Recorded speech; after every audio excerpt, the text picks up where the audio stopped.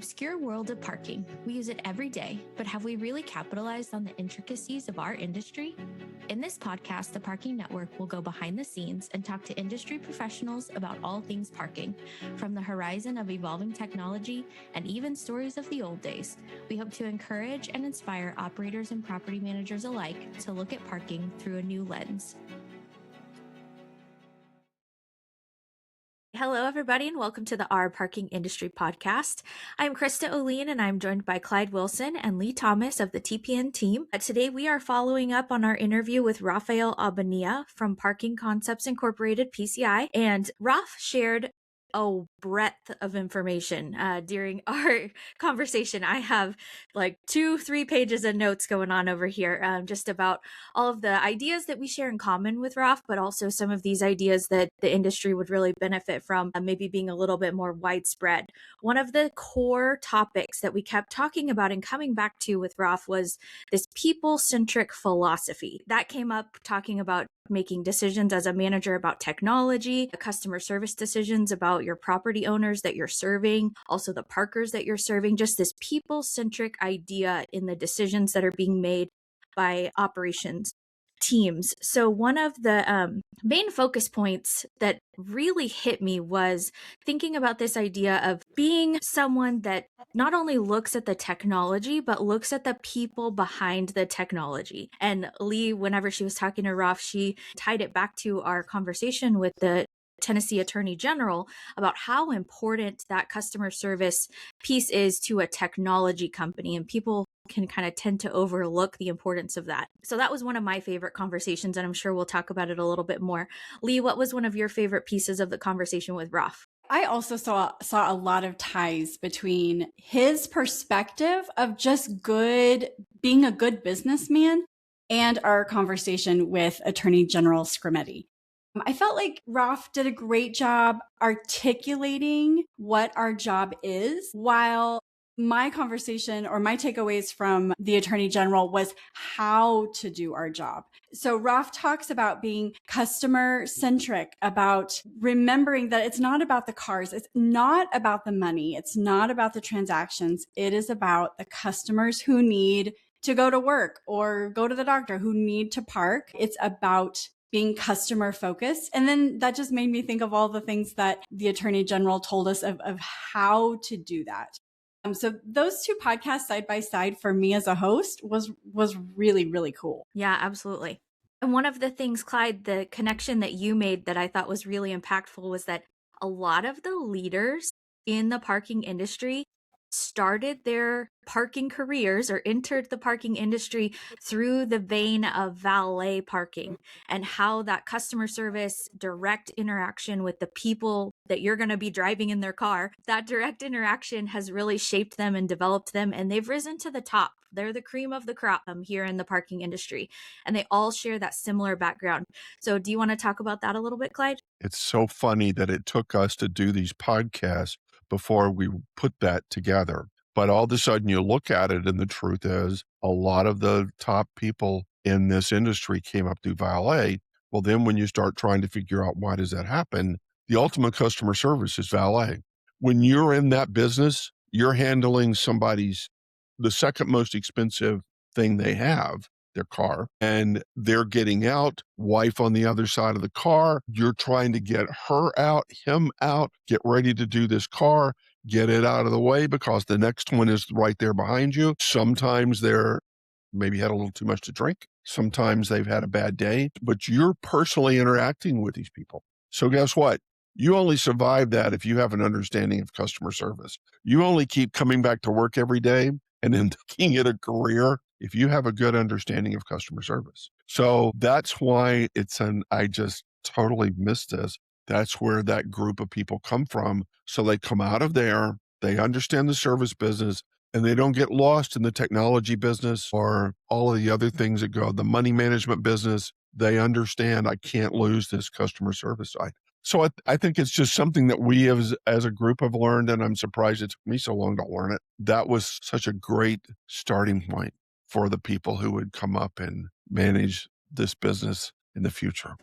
One of the things that it kind of connected for me was he talked about, you make more tips. Absolutely. So you have a base pay, but if you do a good job, you will make more money than the valet next to you that does not do a good job, right? So you'll take home more, you benefit more because of the work and the effort that you put in. And in our post conversation, we started talking about internally the difference between management and leases. And I feel like that is a very appropriate connection to make between whenever, just as an individual, working hard, putting in the effort, and making more money based upon that, doing the best job you can so that you take home more. And then the idea of, in our industry, we have these two different ways of operating a garage, a lease management style or a management style.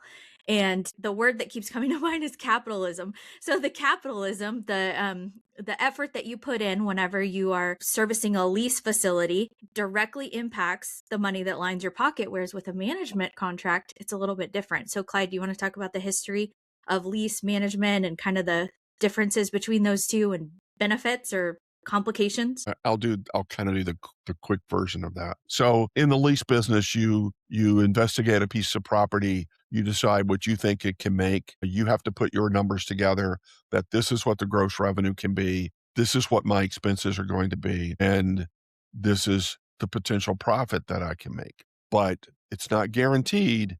I have to do that. So I have to run it efficiently, but keep customers coming back to my locations. So in the early days, I don't think we did a great job of hiring the people that worked on the lot, but we did. They had to deal with customers too.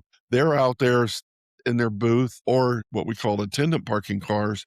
They're out there dealing with the customer's front line. So we had this group of people that did that every day, and they dealt with their customers on their lot every day. They got to know them. I can't ever think of a time where I had customers complaining to me about my $2.50 an hour employee that was on that lot, because they did a nice job. And maybe they weren't just making $2.50 an hour. Maybe they were making a little more than that. As you move to the management account business, and as you move to the technology management account business, guess what we've done? We've moved further and further and further away from that person that's trying to find a parking place every day. When you put forth in church in Nashville every day, you knew Nathan Mayberry was going to get you in a spot. You could count on it. So I didn't worry. If I'm the customer at Fourth and Church, I know doesn't matter what happens. If that lot's full, cars are coming out in the street, Nathan Mayberry is going to get me on that lot. And we've lost that as we move to the management account business and as we move further and further away from the location. So those were just the kind of the transition that we've made. In some respects, it's been a slow transition, but all of a sudden it's becoming a really fast transition. And we still have a lot of lease locations out there, but they're managed differently today than they were in that day. And it's interesting to watch this move forward, but that's that customer service business. There was somebody on the lot, and now there's not. We're pulling the people out of the booths. The customer buys a space through Spotty Row, and Nathan Mayberry's not there anymore. So what are the warning signs that the facility that you're operating is getting too far from being customer centric? Do you guys have advice?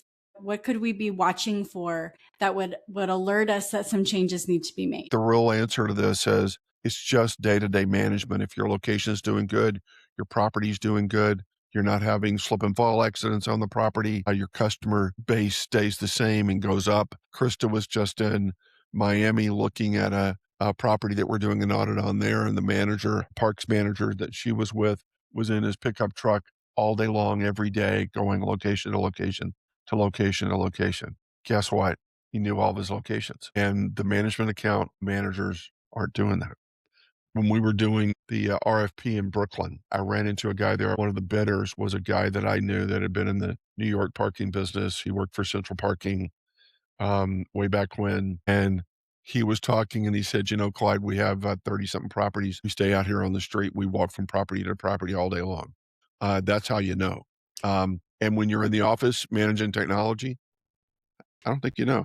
We talk about kind of one of the rules to live by is to know your numbers. But there's a difference between knowing your numbers from seeing them on a screen and then knowing your numbers by being there and witnessing the flow and the way things operate. And Rolf mentioned that during his interview, that his advice for managers was to get out there and park a car. And I was recently at a leadership conference, and one of the questions that just popped in my head was, I wonder when the last time anyone in this room was actually in a parking garage or actually did the job of a parking attendant. And so I think that's a transition that's being made that maybe isn't the best for our industry. Are we out there? Are we witnessing what customers are experiencing in their individual, introductions into a garage that maybe has new technology installed? Or are we putting things in and then stepping away and then just putting out fires as they arise? Or are we trying to be preventative, and we know the kinds of things that parkers typically do because we know habits of humans, especially at a garage we're familiar with, and so we can kind of alleviate those problems from the beginning because we know our facility, we know the tendencies of the people that visit them. And that benefits, like, the customer side faces two different directions.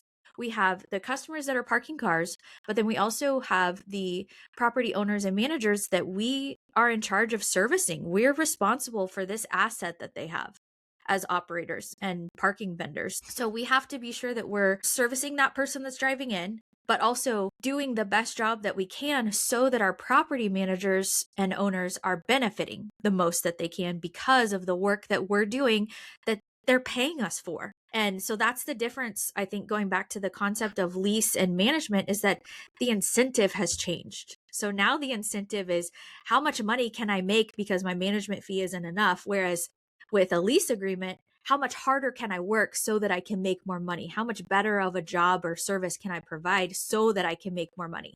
Not where can I tuck in little fees here and there and make more money by doing the same job I've been doing and just kind of cut rate, if you will.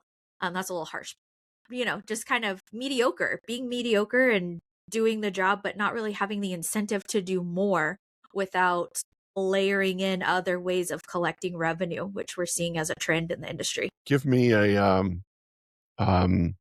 75 space surface lot that makes 500,000 gross a year, and my lease profit off of it is probably about 75 to 80,000 of profit to me. And give me a 500 space parking garage that makes $4 million a year, has $600,000 expenses. And the truth is, whether it makes 4 million or 4.5 doesn't matter to me because I don't get any of it. And whether the expenses go up or down doesn't matter to me. I don't know. I don't get any of it. So the little surface lot over here, to me as a company, is far more important than the big management account over here, because you know what? The management account, in some respects, back in the older days when we were still heavily attendance on the property and cash business, the management accounts took up more of my time than my lease did. Today, they don't quite do that. But in the developmental of the parking industry days, the 500 space parking garage took up more of my time than running a lease. Running a lease was hard, but it was easy. You knew what you were doing.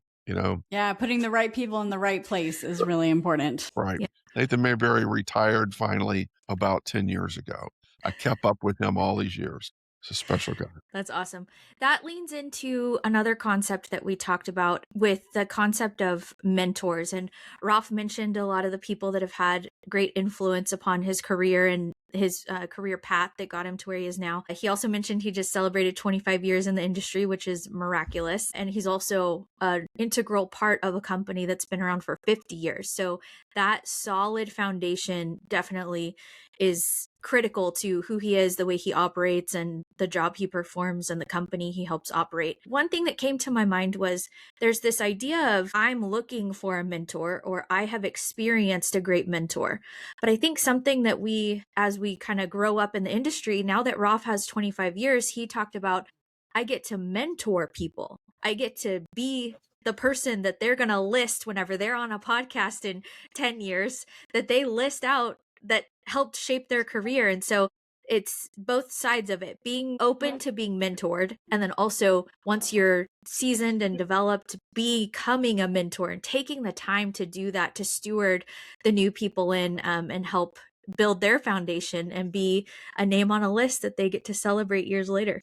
It's, I think, a terribly important role as a manager to, once you get to that point where you're able to mentor the new people coming up, your success is really always tied to the people behind you that you've brought into the business. So they're the key to your success. That's really profound what you just said, that success is tied to the people who follow you. It's not tied to my accomplishments, but it's tied to what the people who come after me are able to do.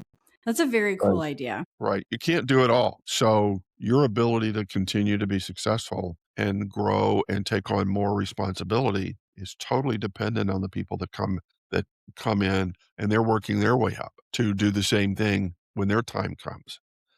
So yeah, it's always, I mean, it's something I think I've understood for a long time. My success is really tied to my ability to be a good teacher of the industry. That's why I lecture so much, guys, and it's long conversations about my stories from the past.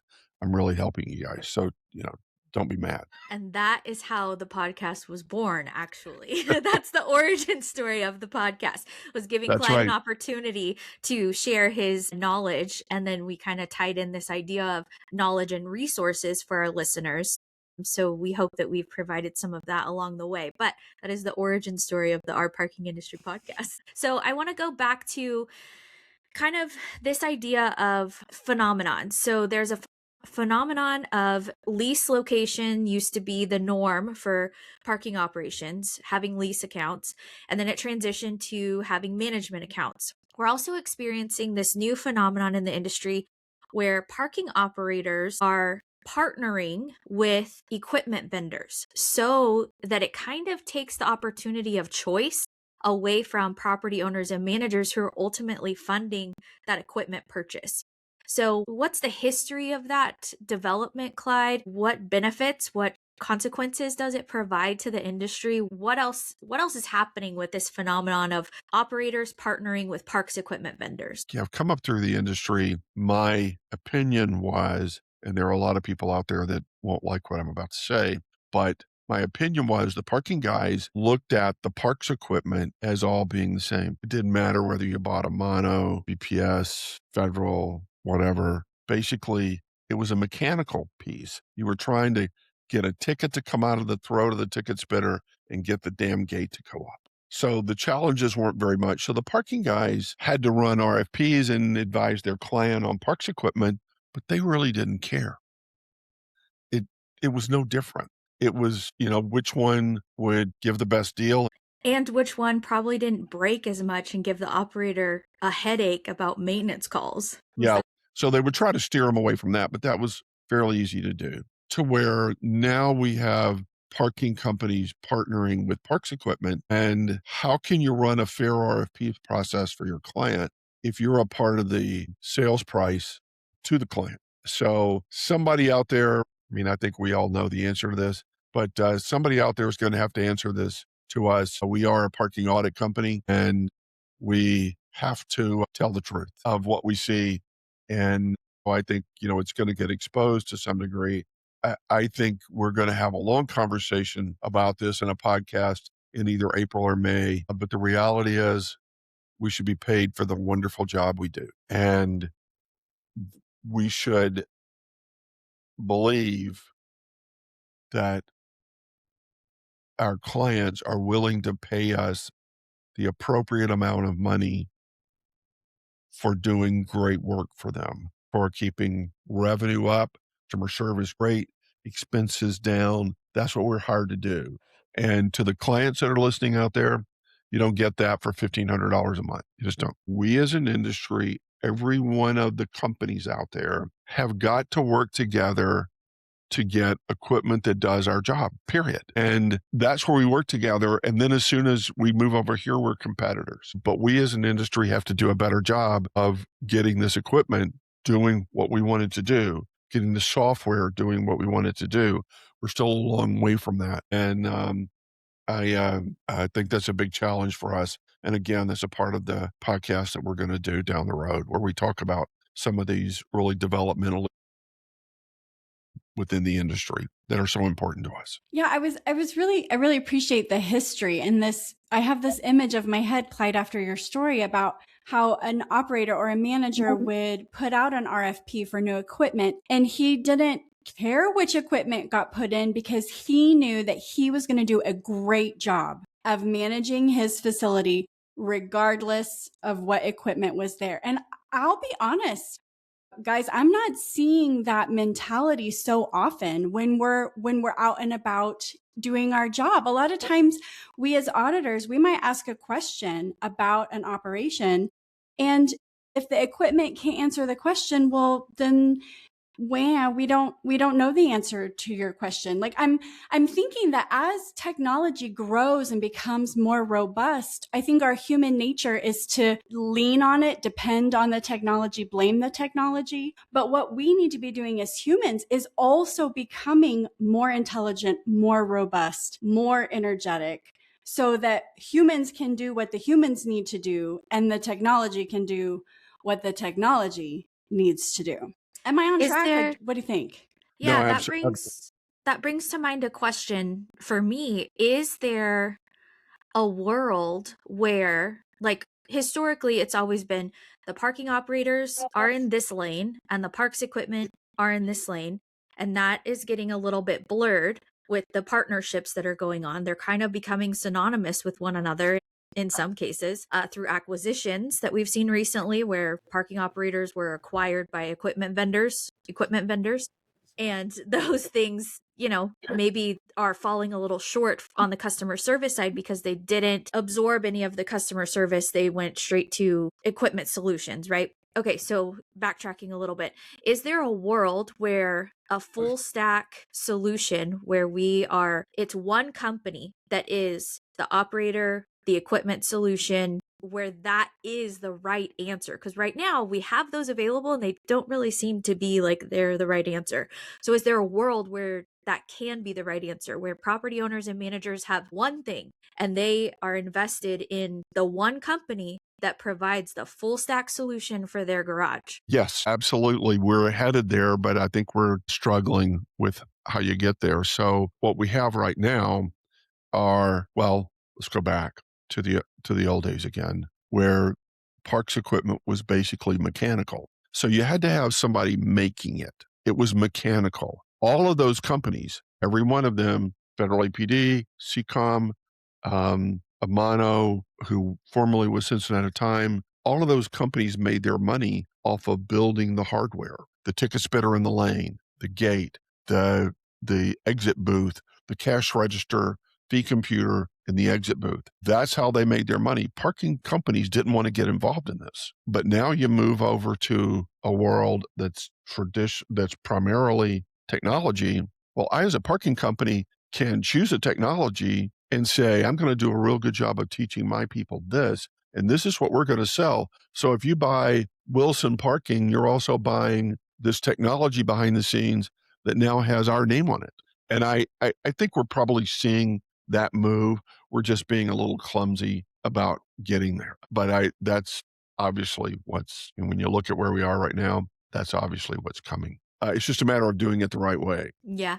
If I think about it from the property manager and ownership side of things, which is kind of where I always go back to, it would be so much more simple for me if I had a one-touch solution to my parking operation, and the people that I needed to talk to about my reporting, about my revenue, about my expenses, about whether the trashes are empty in the garage are all the same. It's the same account manager that I talk to about everything, and they are intimately knowledgeable and intimately aware with my location, the numbers, right? And their boots are on the ground in the facility. So I think for property owners and managers, that feels like a really comfortable place to be if we can do it right from the parking standpoint. When we look at, there are several challenges that we have as we're auditing and doing financial reviews of parking operations. But I've noticed over the last few years, one of the behind the scenes biggest problems is one thing. We see something on the lot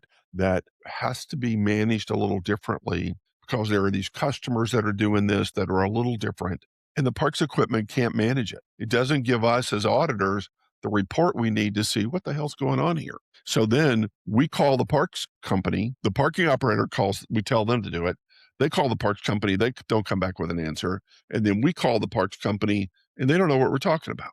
So that's all going to be that may be one of the biggest benefits moving forward to what you're talking about right now is you put the parking operator in the same bed with the software and they'll get these problems solved because they'll understand them better and they'll understand how to solve them.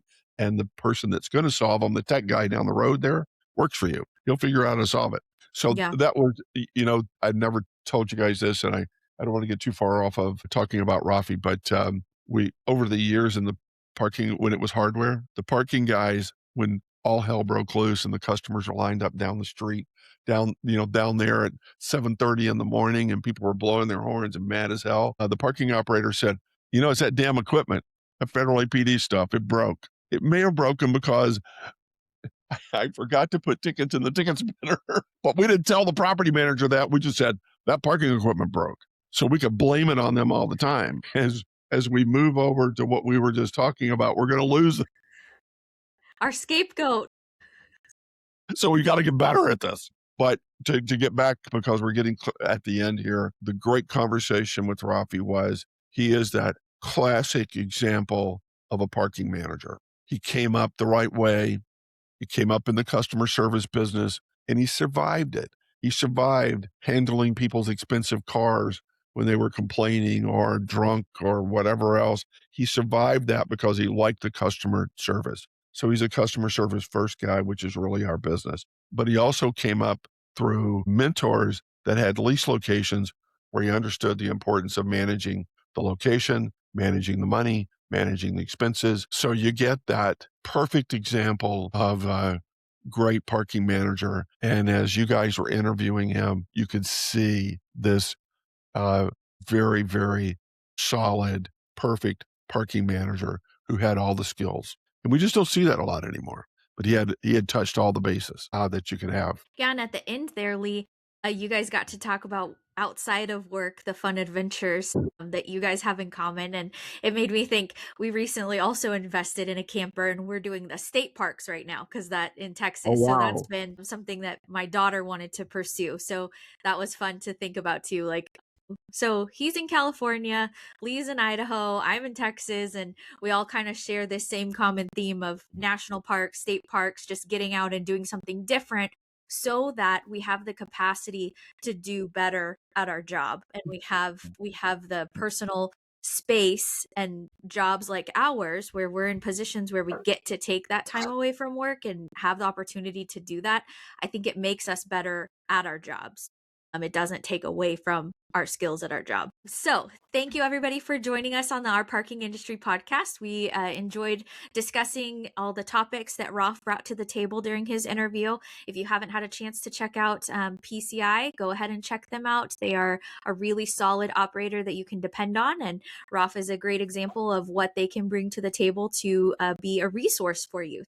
We hope you're taking away some knowledge and resources from this follow-up episode, and we'll see you next time on the Our Parking Industry podcast. Thanks, everybody.